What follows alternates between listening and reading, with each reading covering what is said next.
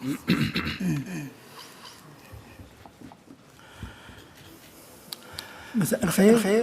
afternoon, everybody. Ladies and gentlemen, welcome to the Bonsoir, pre-match mesdames et official press messieurs, et conference bienvenue of Senegal à team cette conférence de of presse the officielle FIFA World Cup Qatar d'avant-match avec 2022 l'équipe du Sénégal round à la Coupe 16. du Monde de la FIFA Match number Qatar 51. 2022. England Il s'agit du match numéro Senegal will 51 take place entre tomorrow, l'Angleterre et Sunday le 4 Sénégal December. qui aura lieu demain, le 4 décembre à 22 h au stade Al Bayt. Bienvenue à l'assistant au sélectionneur, M. Régis Bogart, et le gardien du numéro 23, Alfred Gomis. Le sélectionneur Aliou Cissé ne se sent pas bien. Cela fait 2 ans qu'il est un petit peu malade. Il envoie ses excuses.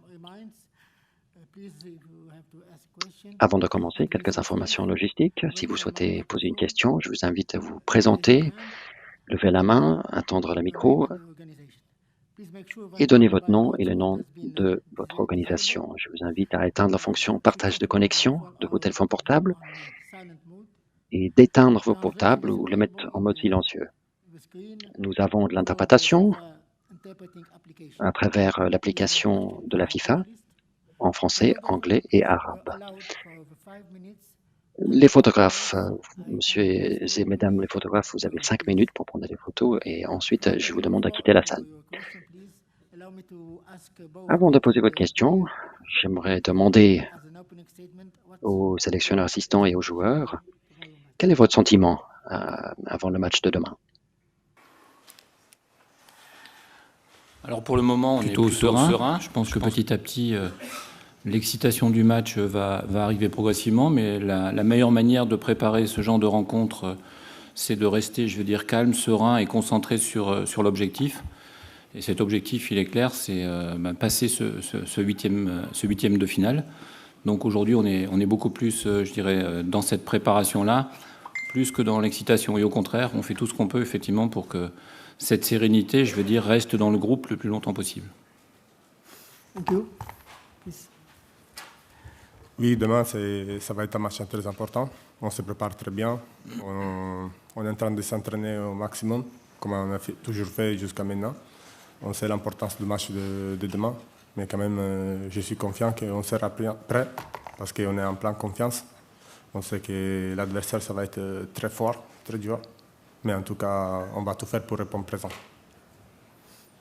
Thank you. The floor is yours, please. Bonjour, Michael Caron, le journal du dimanche. Une question pour tous les deux. Il y a 20 ans, quasiment tous les joueurs sénégalais évoluaient dans les clubs français. Aujourd'hui, la moitié d'entre eux évoluent en Angleterre. Est-ce à dire que les joueurs sénégalais sont aujourd'hui plus anglophiles que francophiles? Merci. Alors, plus anglophile que francophile, je ne dirais pas ça. Je pense même que certains joueurs, quand ils sont en France, parfois rêvent de partir en Angleterre. On sait aujourd'hui que l'Angleterre est un championnat, je veux dire, extrêmement attractif. Et oui, bien évidemment, je veux dire, cette expérience que nos joueurs, ou que en tout cas certains de nos joueurs ont, je veux dire, de jouer régulièrement contre les joueurs que l'on rencontrera demain, on espère vraiment et sincèrement qu'elle nous servira. Oui, sans doute, le championnat anglais, c'est un championnat hyper attractif, hyper compétitif aussi. Et leur sélection aussi également, avec des joueurs très puissants au niveau mondial. Mais je dirais que la sélection sénégalaise reste sénégalaise, plus que francophile ou anglais. Mais en tout cas, on sait l'importance de ce championnat. Il y a presque tous les joueurs du monde qui aimeraient bien jouer à ce niveau-là. Et ça va dire quelque chose. Merci. Bakary Cissé du journal Record. Coach, félicitations pour ce beau parcours.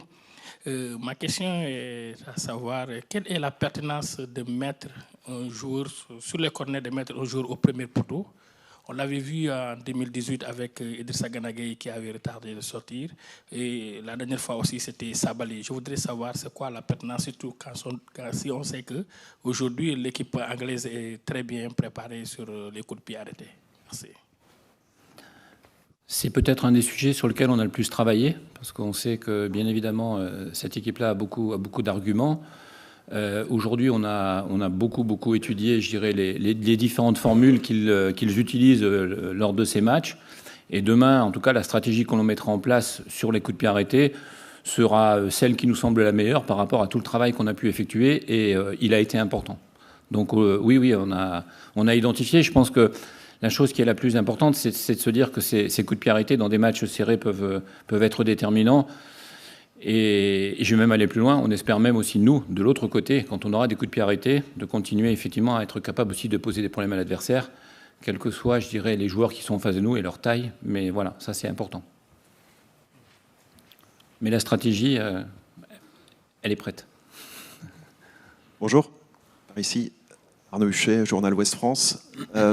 Question pour tous les deux également.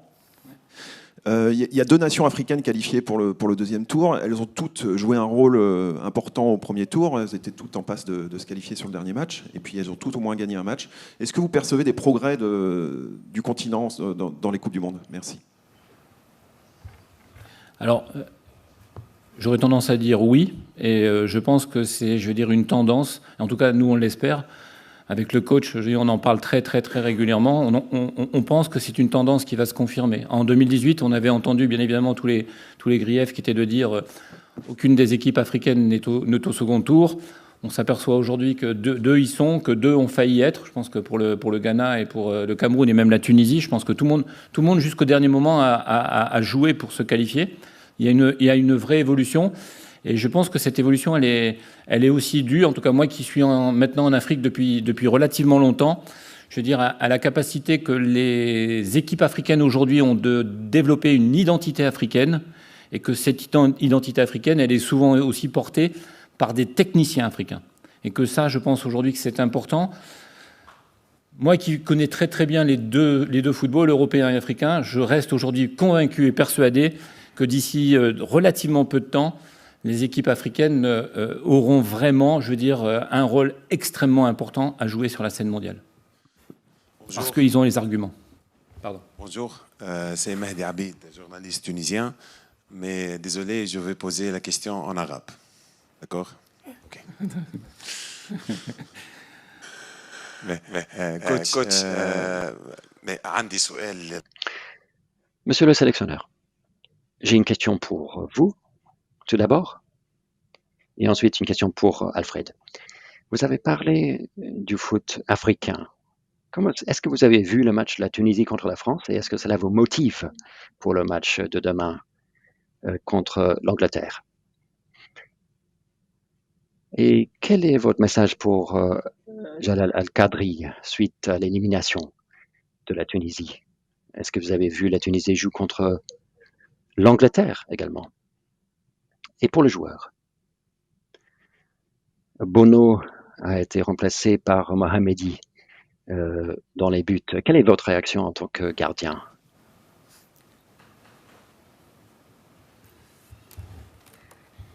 Alors, je pense que en tout cas, le message pour nous, il est extrêmement fort. C'est de s'apercevoir que le Cameroun peut battre le Brésil, que la Tunisie peut battre la France. Et donc, dans notre tête, c'est de se dire que le Sénégal va battre l'Angleterre. En tout cas, c'est notre objectif. Ça, c'est quelque chose, je veux dire, qui est important pour nous. Par rapport aux Tunisiens, je pense que comme nous, nous, il y a 4 ans, on sort de la Coupe du Monde, je veux dire, sur un point de règlement qui était le 6e ou le 7e. On sort sur un nombre de cartons jaunes qui était effectivement plus important pour nous que pour le Japon. Donc, oui, je pense que la force qu'on doit avoir aujourd'hui, c'est de continuer à travailler sur notre identité africaine. Et la deuxième force, c'est de tirer effectivement des messages ou des conclusions de ce que l'on vit.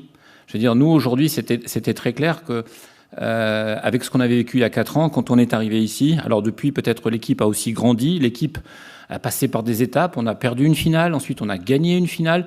Je pense que voilà, c'est cette maturité, et je pense que le coach aime à le répéter, cette maturité, quelque part, elle est importante au plus haut niveau. Et qu'avec cette maturité, aujourd'hui en tout cas, je pense que les nations africaines doivent avoir l'ambition de se mesurer à tout le monde. Et qu'on doit être capable, effectivement, de se dire qu'on est capable de battre tout le monde. On sait qu'on perdra encore des matchs, mais dans tous les cas, quand on rentre sur le terrain, on rentre avec cette idée de dire on est capable. Et ça, je pense que c'est une des grandes évolutions actuellement sur lequel les coachs en Afrique sont en train de travailler. Please. Oui, j'ai vu le changement de Bono qui est sorti juste avant le match.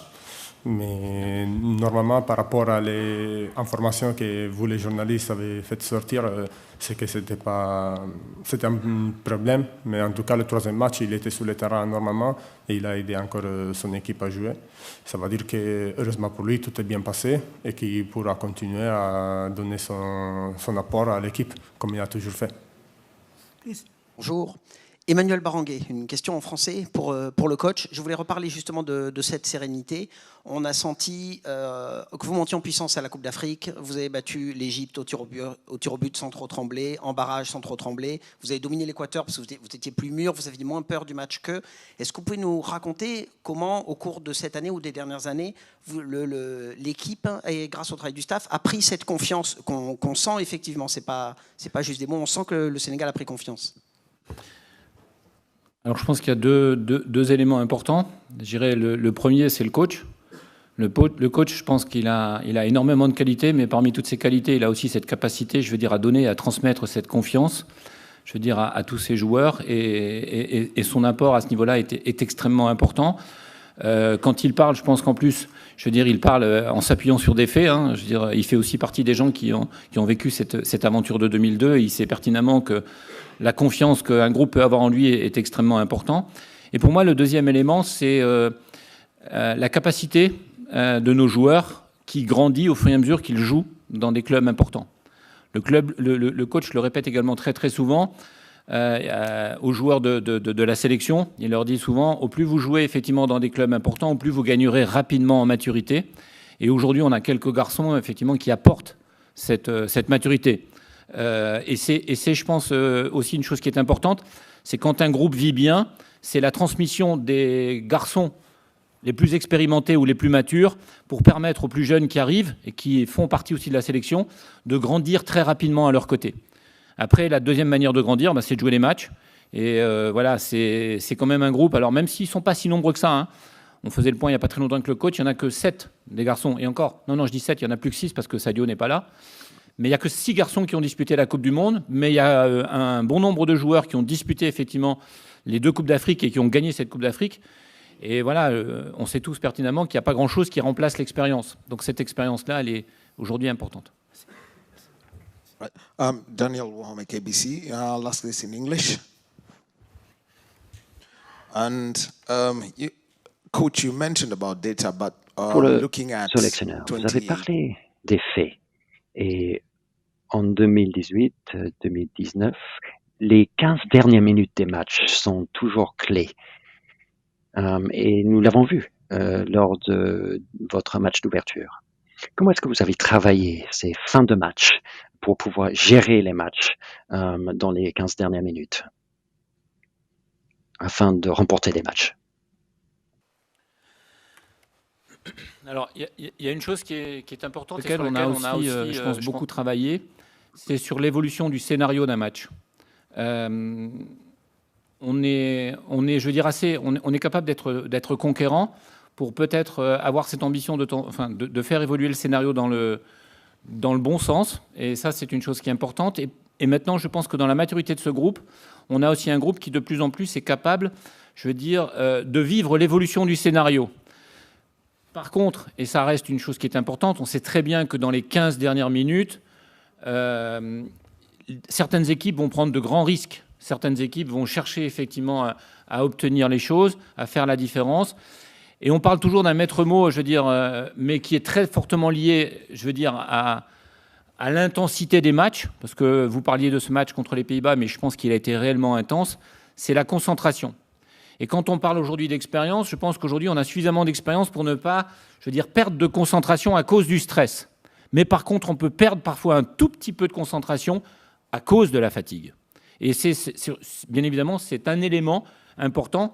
Et quand on sait que certaines équipes, je veux dire, prennent beaucoup de risques sur la fin de match et que dans ces fins de match, il y a parfois des niveaux de fatigue qui deviennent un peu plus importants, ça peut être à ce moment-là que se produisent parfois effectivement certains éléments de match qui peuvent devenir décisifs. Mais on a aussi envie de montrer qu'on est capable que ça se passe dans l'autre sens. Que nous aussi, on est capable, sur ces 15 dernières minutes, de provoquer certaines choses qui puissent faire basculer les choses dans le bon sens. Hi, it's David McDonald from the Daily Mirror. It's a question in English for the coach. 20 years ago, Senegal, Sélectionneur, il y a 20 ans, l'équipe du Sénégal a eu une victoire historique contre la France, qui était champion en titre. Quelle sera la signification d'une victoire contre l'Angleterre demain? Est-ce que ça sera plus important que cette victoire contre la France? Est-ce que le sélectionneur est malade? Est-ce qu'il a pu gérer les entraînements ces derniers jours? Et est-ce qu'il sera sur le banc de touche demain? Alors, oui, le sélectionneur est malade depuis 2 jours. Hier, effectivement, il nous a laissé faire l'entraînement, mais bien évidemment avec ses consignes et avec, je veux dire, les contenus qu'il avait décidés. Cet après-midi, on pense, en tout cas, on espère qu'il pourra quand même, je veux dire, venir sur le terrain, mais on n'en a pas la certitude. Par contre, on a la certitude que demain soir, effectivement, à 22h, c'est bien lui qui emmènera l'équipe. Ça, c'est une vraie certitude. Pour notre équipe, battre l'Angleterre serait un très grand moment. Alors, je ne sais pas exactement l'importance que les gens en 2002 ont donné à cette victoire. Enfin, si je la connais, je pense que c'était également extrêmement important, mais je pense que c'est équivalent. Pour eux, demain, c'est équivalent. Et puis, je dirais pour tous nos joueurs, je veux dire, c'est de montrer, parce qu'on a bien l'idée que l'Angleterre, c'est une équipe du top 5, comme on dit. Hein. Aujourd'hui, ils sont 4e ou 5e mondial. C'est aujourd'hui, je veux dire, penser ou imaginer que battre une équipe effectivement de ce niveau-là, c'est aussi être capable, je veux dire, de montrer, je veux dire, tous les progrès qu'on a été capable de faire et qui sont réels.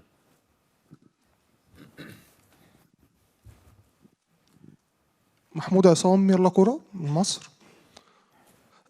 هل خبرة ساديو ماني هيقدر ينقلها للاعبين؟ Bonsoir, plateforme Quora, j'ai une question en arabe. L'expérience de Sadio Mané, est-ce qu'il a pu le transmettre à vos joueurs? Est-ce qu'il a pu parler avec vos joueurs pour essayer de transmettre ses expériences et leur donner des conseils avant le match contre l'Angleterre? Bien sûr que Sadio, c'est un élément hyper important pour les groupes et pour toute l'équipe en général, et pas seulement, mais même pour tout le pays. Comme lui, qu'il est absent, il y a aussi Keita Baldé, Bouna Sarr. C'est aussi des joueurs importants ils vont nous manquer. Sadio, c'est un de notre leaders, mais clairement, il est proche de l'équipe. Il est proche, il est en contact avec presque tous les joueurs. Et c'est normal qu'il fait son rôle, même s'il n'est pas là avec nous, mais il est là.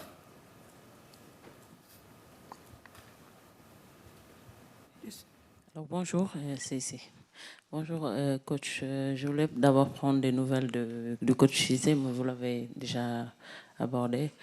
C'est Mariam Dia du journal Les Échos. En fait, je voulais savoir comment se porte Cheikhou Kouyaté. Et puis, avant-hier, on n'a pas vu Sabali et Nampalys Mendy à l'entraînement. Est-ce que vous pouvez nous en dire? Sabali et Nampalys. Oui, donc je vous confirme que le coach, il est souffrant. Et en fait, ce qui nous embête un petit peu, c'est qu'il avait un petit peu de fièvre. Donc, c'est surtout là-dessus qu'on reste vigilant. Au niveau de Cheikhou, il est en reprise. Donc, je pense qu'aujourd'hui, ça sera peut-être encore un petit peu juste. Mais en tout cas, il est en reprise. Pour Sabali et puis Mendy, l'idée, c'est bien évidemment, comme les matchs sont rapprochés d'une grande intensité, c'est de permettre la récupération. Certains organismes pour récupérer ont besoin de retourner rapidement sur le terrain. D'autres pour récupérer ont besoin de faire plus de soins ou de faire des séances en dehors du terrain. Ils se sont également entraînés, mais en dehors du terrain. Et donc, par contre, pour ces deux garçons-là, aujourd'hui, ils sont à la disposition du coach. Thank you. I will be asking in English. Garmacho, I am a freelancer. There seems to be a large presence of... La liste freelance. Bonsoir. Il y a beaucoup de supporters africains dans les stades par rapport à des Coupes du Monde précédentes, avec l'exception d'Afrique du Sud en 2010. Est-ce que cela vous a marqué? Et à quel point est-ce que ce soutien des supporters africains est important pour vous? Est-ce qu'il y a beaucoup de supporters sénégalais? Est-ce qu'il y en aura beaucoup dans le stade demain contre l'Angleterre?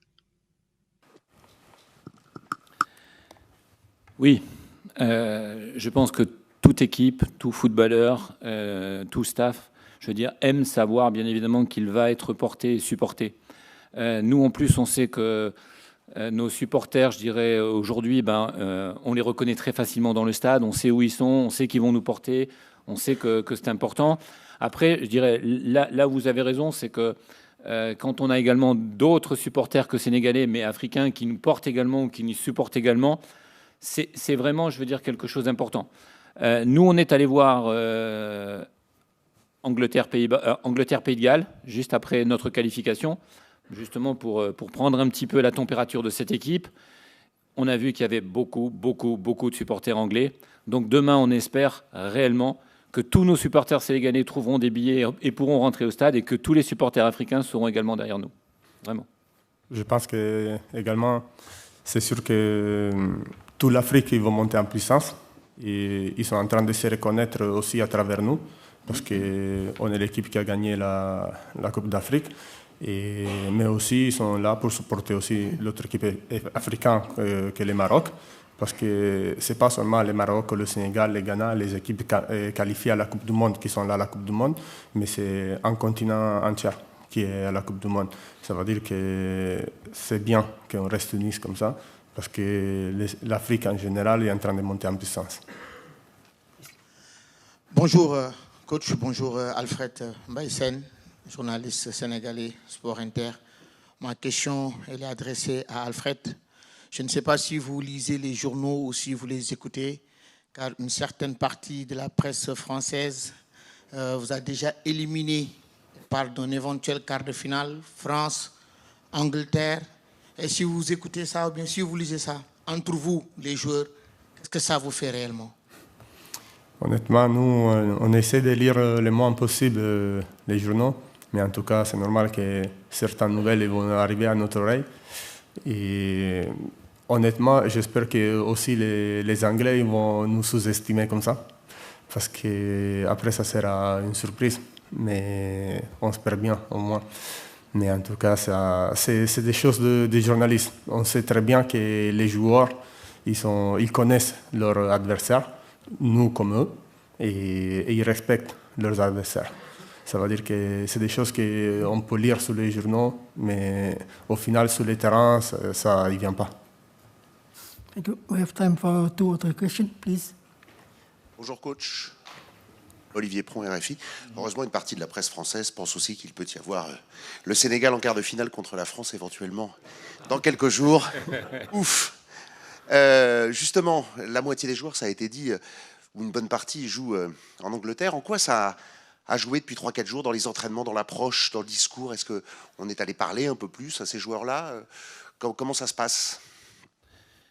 On a effectivement discuté avec certains des joueurs. En plus, ce qui tombe bien, c'est que parmi ces joueurs-là, on a quelques cadres de notre équipe, donc avec qui, bien évidemment, on échange souvent un petit peu plus qu'avec d'autres joueurs.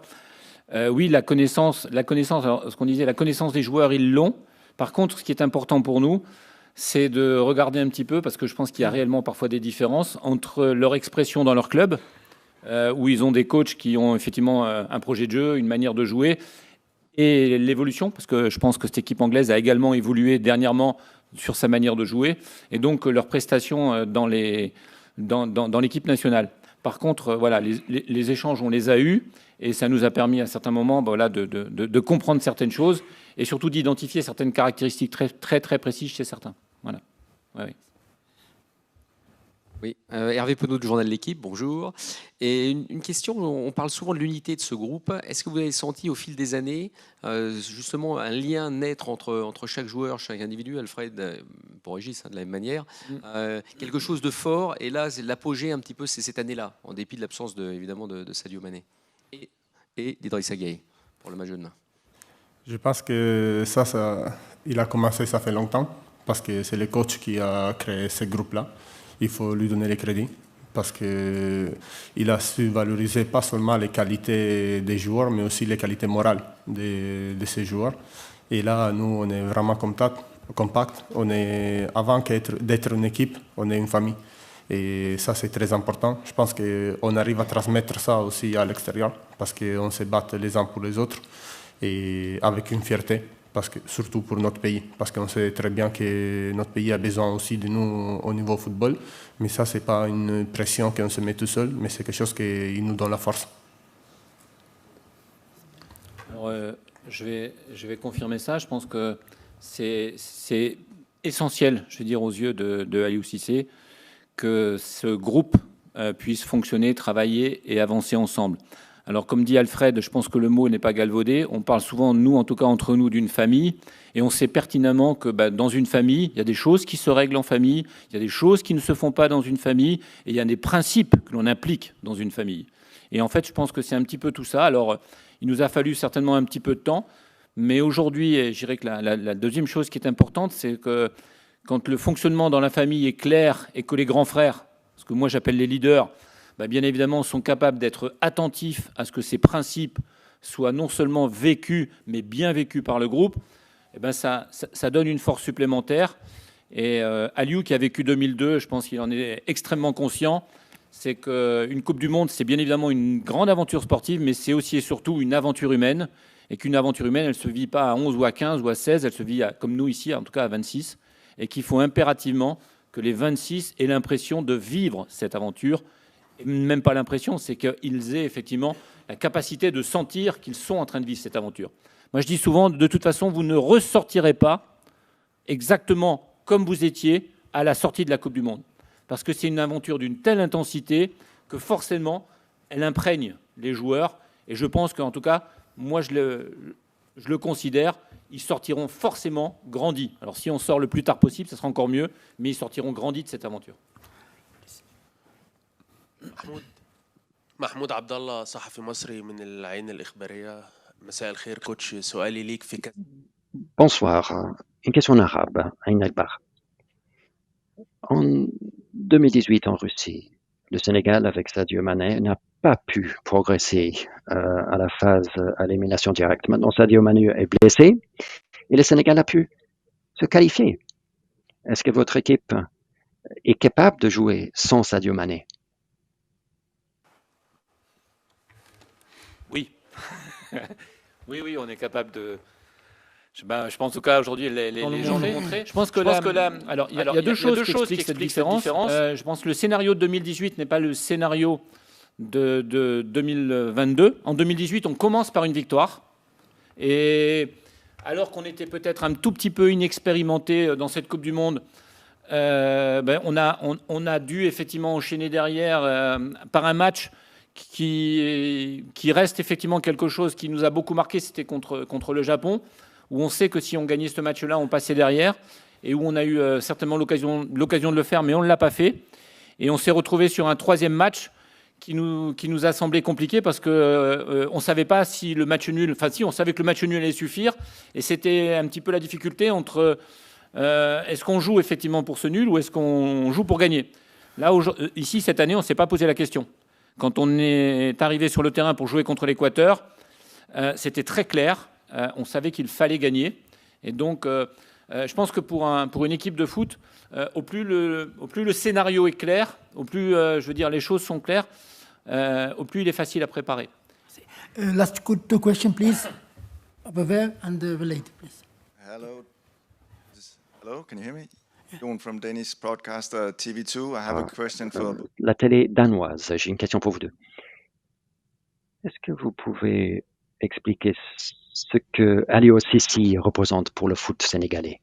Qu'est-ce qu'il a fait pour le football sénégalais?